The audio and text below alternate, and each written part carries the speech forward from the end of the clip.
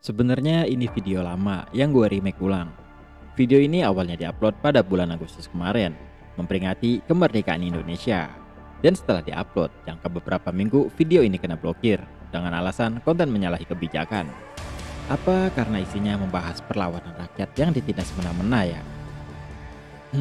Tapi ya udahlah, akhirnya gue remake ulang beberapa scene-nya. Dan ada beberapa scene yang dipotong mengikuti kebijakan yang ada. Yuk kita tonton lagi videonya. Bismillahirrahmanirrahim. Assalamualaikum warahmatullahi wabarakatuh. Halo, apa kabar dulur semua? Semoga sehat selalu. Kali ini kita akan membahas sebuah kisah sejarah yang berkaitan dengan para petani di era kolonial, tentang sebuah perjuangan dalam melawan ketidakadilan penjajah, yaitu sejarah perlawanan rakyat Indramayu terhadap penjajahan Jepang, yang pada saat itu rakyat Indramayu wajib menyetor hasil padi mereka kepada Jepang, yang saat itu sedang berperang melawan tentara sekutu, yang mana tentunya hal ini sangat membutuhkan banyak stok makanan dan bahan bakar perang, terutama minyak mentah. Melihat rakyat yang terus tertindas, akhirnya timbullah perlawanan yang dipelopori oleh tokoh masyarakat setempat. Tapi sebelum kita menyimak sejarah ini, jangan lupa dukung channel kami dengan like, subscribe, dan tekan tombol loncengnya. Pada tahun 1944, sebelum Indonesia memproklamasikan kemerdekaannya, rakyat Indramayu melakukan perlawanan terhadap penjajahan Jepang. Perlawanan rakyat Indramayu disebabkan oleh adanya kewajiban untuk menyetorkan hasil panen mereka kepada Jepang, yang mana hal ini tentunya menambah kesengsaraan bagi rakyat itu sendiri. Di bawah pimpinan tokoh masyarakat setempat, rakyat Indramayu melakukan perlawanan terhadap Jepang secara besar-besaran, hingga ke pelosok-pelosok desa, yang mana tentunya hal ini menimbulkan banyak korban jiwa di antara kedua belah pihak. Melatar belakangi hal ini, pada tahun 1942, Jepang mendarat di Indonesia dan ingin berkuasa karena mengincar kekayaan sumber-sumber bahan mentah, terutama minyak bumi yang dimanfaatkan untuk kepentingan perangnya. Jepang pun berhasil merebut Indonesia dari tangan Belanda, tepatnya pada Maret 1942. Indonesia habis terjajah dan terjajah lagi. Keluar dari mulut buaya masuk ke mulut singa. Itulah nasib Indonesia dulu. Kita lanjut.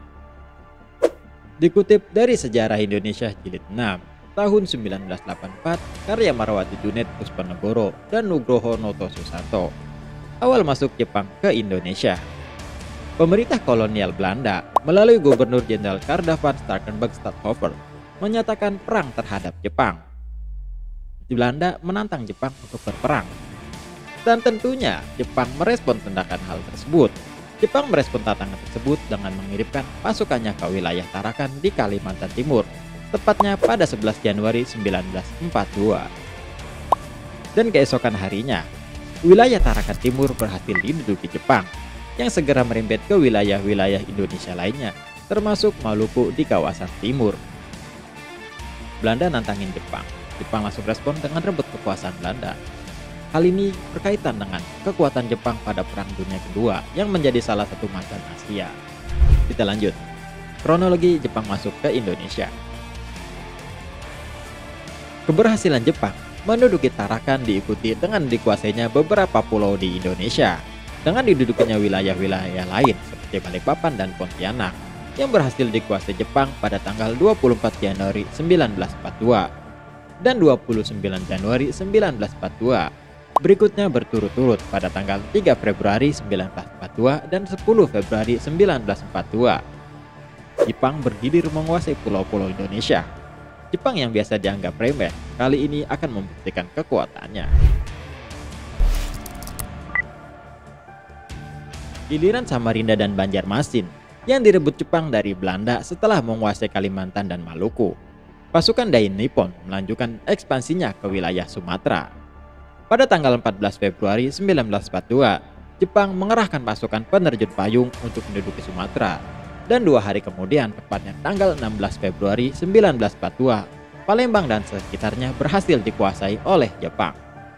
Keberhasilan tersebut membuat Jepang semakin bertekad untuk menginvasi Indonesia, tepatnya Pulau Jawa, yang menjadi pusat kekuatan dari Hindia Belanda.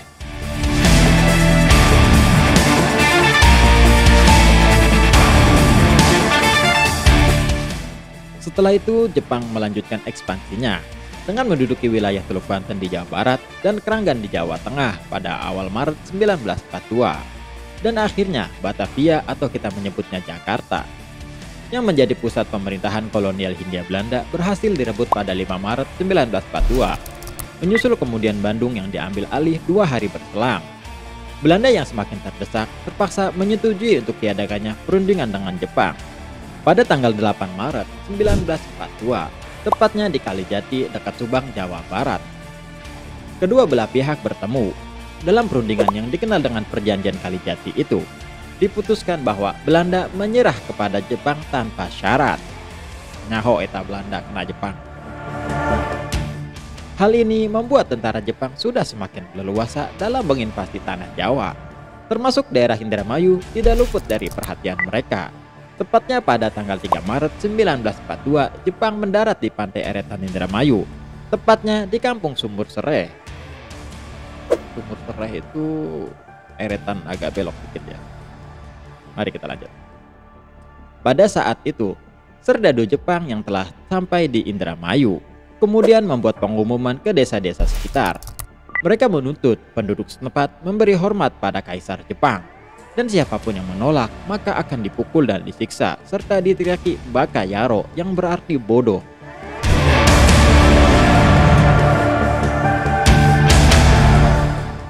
Sejak saat itu, rakyat menjadi sangat murka terhadap Jepang. Yang awalnya mereka kira Jepang akan menjadi saudara tua untuk bangsa Indonesia dan membebaskannya dari penjajahan. Tapi nyatanya Jepang malah menjajah Indonesia. Dan akhirnya rakyat semakin sengsara dengan peraturan yang diterapkan oleh Jepang.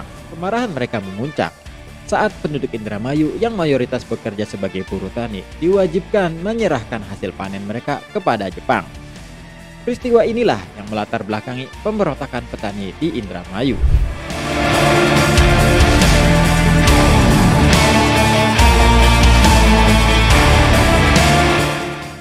Jalannya perlawanan rakyat Indramayu diperkasai oleh ulama setempat dan tokoh masyarakat. Beberapa tokoh Indramayu dalam perlawanan rakyat terhadap Jepang adalah Haji Madriyat, Haji Kartiwa, Kiai Srengseng, dan banyak tokoh-tokoh lainnya. Salah satu perlawanan yang paling menjadi sejarah bagi rakyat Indramayu ialah perlawanan dari rakyat Kaplongan pada Maret 1944. Petani yang ada di desa Kaplongan melancarkan protes karena masalah kewajiban serah padi.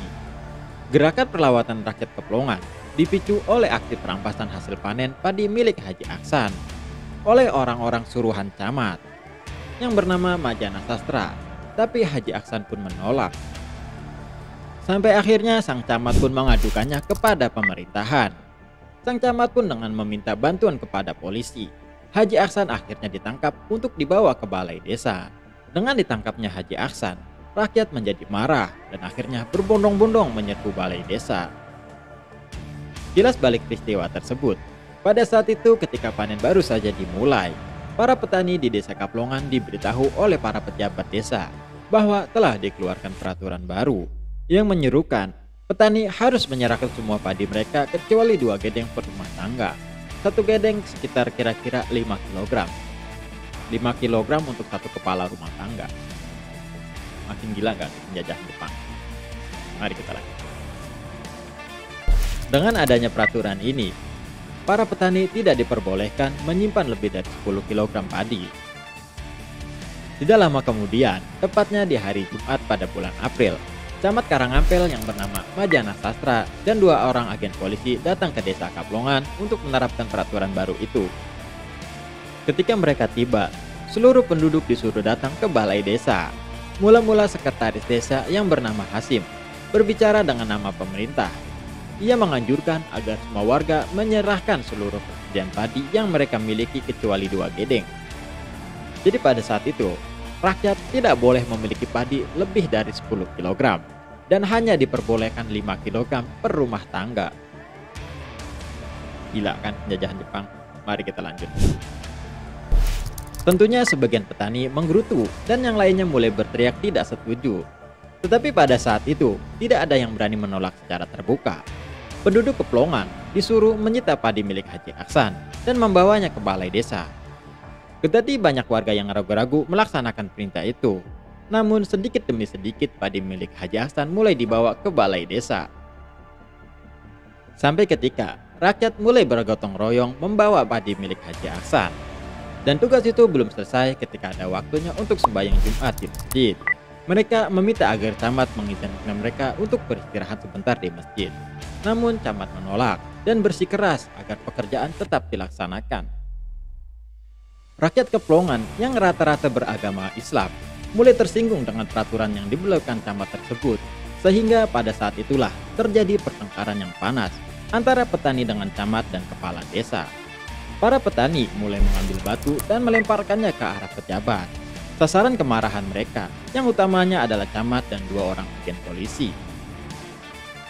Dalam peristiwa hujan batu itu, camat jatuh terkena ciuman manis dari sebongkah batu dan akhirnya dia pingsan terkapar.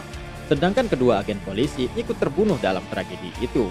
Kepala desa dan para pejabat desa lainnya berhasil melarikan diri sehingga mereka selamat dari amukan warga. Atas peristiwa itu, rakyat menyadari bahwa mereka mau tidak mau akan berhadapan dengan kekuatan militer Jepang dan tidak bisa mundur lagi. Mereka harus bersiap-siap menghadapi segala kemungkinan dengan semangat dan sesuai keyakinan agama. Mereka memutuskan lebih baik berjuang melawan penjajahan daripada mati kelaparan, hidup mulia atau mati syahid.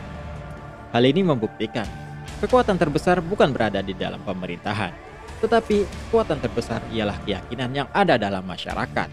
Sekuat apapun pemerintahan, sehebat apapun kekuatan militer, jika rakyatnya mulai memberontak, maka tidak akan bisa menguasainya. Karena kekuasaan terbesar ialah kekuasaan milik rakyat. Kita lanjut lagi. Tentara Jepang yang berada di Cirebon, setelah mendengar masalah itu segera datang dengan membawa 1 kompi truk melalui desa Kedung Bunder. Setelah itu ditambah lagi dengan 1 truk polisi berisi senjata lengkap menuju desa Keplongan. Sebelumnya para petani desa Keplongan sudah memperhitungkan segala kemungkinan yang akan terjadi. Sehingga begitu pasukan Jepang datang, mereka sudah bersiap-siap.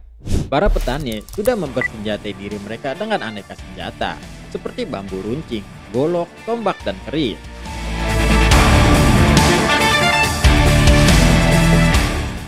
Adanya aksi protes dari rakyat Indramayu di desa Keplongan mengobarkan semangat perlawanan juga di desa-desa lainnya, seperti di desa Cidempet pada 6 Mei 1944. Pemberontakan pun meletus di Cidempet dengan sebab perlawanan yang sama.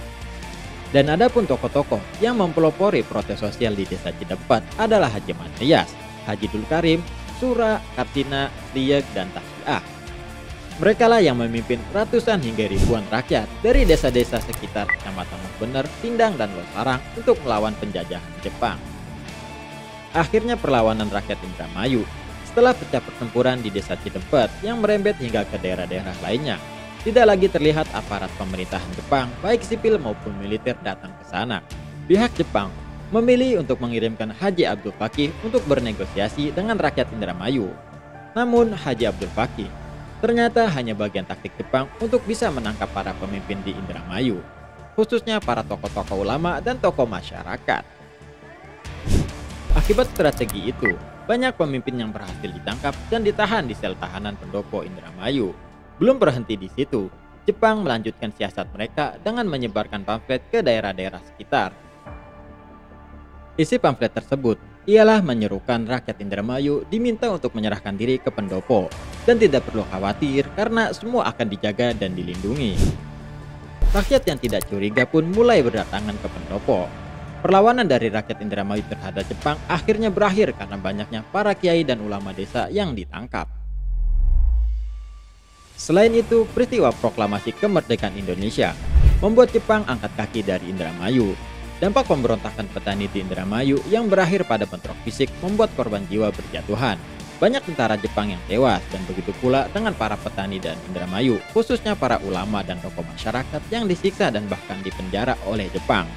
Dan tidak sedikit banyak yang meninggal karena siksaan Jepang. Demikian sejarah perlawanan rakyat Indramayu terhadap penjajahan Jepang yang telah kami rangkum. Semoga sejarah serta adat dan budaya kita tetap lestari sampai kapanpun.